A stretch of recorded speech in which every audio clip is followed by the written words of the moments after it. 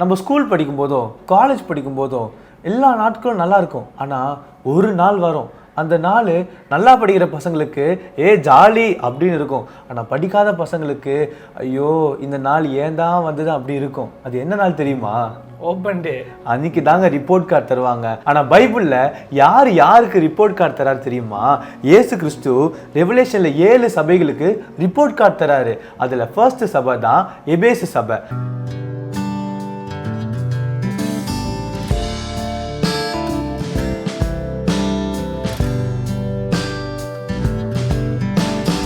அந்த எபேசு சபைக்கு report card தரும்போது, உன் கிரியைகளை அறிந்திருக்கிறேன், நீ எந்த அளவுக்கு ஞானத்தில் இருக்கிற வேதாகமத்தில், நீ எந்த அளவுக்கு உபதேசிக்கிற, ஒரு கள்ள போதகனை வந்தா அதை நீ எந்த அளவுக்கு அழகாக கண்டுபிடிக்கிற, எல்லாத்தையும் நீ நல்லா செய்கிற, ஆனால் ஆதியில் இருந்த அன்பை நீ இழந்துட்டாயே மகனே.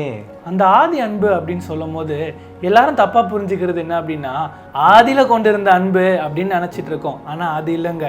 லத்தீன் மொழியில ஆதி அன்பு அப்படின்னா பிரைமம் அப்படின்ட்டு போட்டிருக்கோம். இப்போ நம்ம லைஃப்ல ஒரு 10 காரியத்தை நம்ம ப்ரையாரிட்டைஸ் பண்ணோம் அப்படின்னா அதுல ஃபர்ஸ்ட் காரியம் என்ன இருக்கோ அதுதான் பிரைமம் அப்படின்னு சொல்லுவாங்க. இப்போ ஃபேமிலி, ஃப்ரெண்ட்ஸு, ஒர்க்கு, ஸ்கூலு அப்படின்ட்டு சொல்லி நம்ம அடிக்கிட்டே போகும்போது ஃபர்ஸ்ட் இடம் நம்ம யாருக்கு கொடுக்குறோம் அதுதான் பிரைமம் அப்படின்ட்டு லத்தீன்ல அர்த்தம்.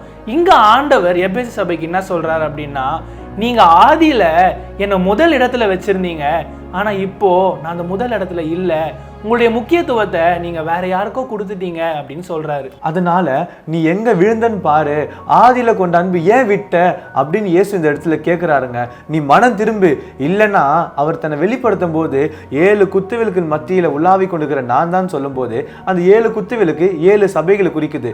அவர் என்ன சொல்றாருன்னா, இந்த ஒரு குத்துவிளக்கை நான் எடுத்துருவேன், அதாவது நீ என்கிட்ட ஆதியில் இந்த அன்பை காட்டலைன்னா உன் சபையை நான் உன்கிட்ட இருந்து எடுத்துருவேன்னு சொல்றாருங்க. என்னதான் இயேசு நம்மளை திட்டினாலும் நல்ல காரியங்களை பாராட்டுறாருங்க. ஏன்னா அந்த காலத்துல நிக்கோலாயோட போதனை அந்த இடத்துல வரும்போது அங்க இருக்கிற சபை மக்கள் ஈஸியா கண்டுபிடிச்சிட்டாங்க. யார் இந்த நிக்கோலாய்? கொஞ்சம் அப்போஸ்தலர் 6ஆவது அதிகாரத்துக்கு திருப்பி பார்த்தோம் அப்படின்னா, ஸ்தேவானோட சேர்ந்து 7 பேர் தேவனுடைய ஆவியினால நிரப்பப்படுறாங்க. அதுல ஒருத்தர் தான் நிக்கோலாய்.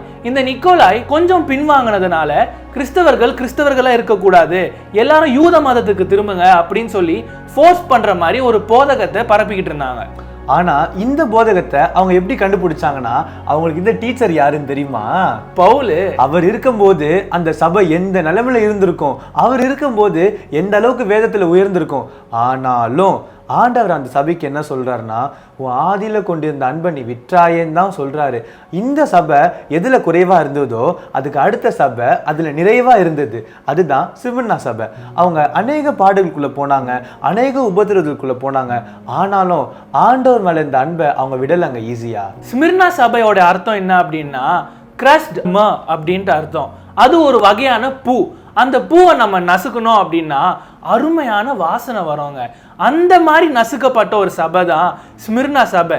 ஏன்னா அந்த காலகட்டத்தில் பயங்கரமான உபத்திரவத்தை கொண்டு வந்தாங்க அங்க வாழ்ந்த பயங்கரமான அரசர்கள். இதுக்கு முந்தின சபையான எபேசு சபை பின்வாங்கினதுனால இவங்க பயங்கரமா உபத்திரவப்பட்டாங்க. ஆனாலும் இயேசு மேல வைத்திருந்த அந்த அன்பு அசைக்கப்படவே இல்லைங்க. பயங்கரமா வெற்றி சிறந்தாங்க.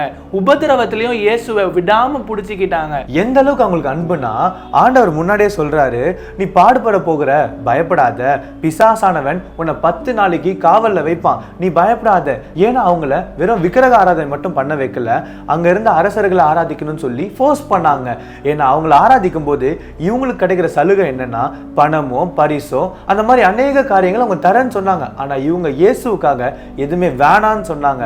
அந்த வேணான்னு சொன்னதுனால அவங்களுக்கு வந்த பாடுகள் எந்த மாதிரி இருந்துச்சுன்னா, பயங்கரமா சித்திரவாதம் பண்ணாங்க, ரொம்ப கொடுமை பண்ணாங்க. எந்த அளவுக்கு கொடுமை அப்படின்னா, அவங்கள ஆராதிக்கல, அவங்கள வணங்கல அப்படின்னா அவங்க எல்லாரையும் கட்டி இழுத்துட்டு போய் கொலோசியம் அப்படின்ட்டு சொல்லப்படுகிற ஒரு பெரிய கிரிக்கெட் ஸ்டேடியம் அளவுக்கு ஒரு கிரவுண்டுக்கு இழுத்து கொண்டு போய் பெரிய பெரிய மரக்கட்டையில கட்டிடுவாங்களாம். கட்டாதவங்களை என்ன பண்ணுவாங்களாம், சிங்கத்தை அமிச்சு சாப்பிட சொல்லுவாங்களாம். கட்டினவங்களை அந்த மரக்கட்டையோட சேர்த்து எரிப்பாங்களாம். அந்த அளவுக்கு பயங்கரமான கொடுமையிலையும் இயேசுவை விடாம பிடிச்சி கொண்டிருந்தாங்க. ஆனா இந்த நிலைமையிலையும் இயேசு அவங்களுக்கு சொல்றது என்னன்னா, மரண பரியந்தம் உண்மையா இரு.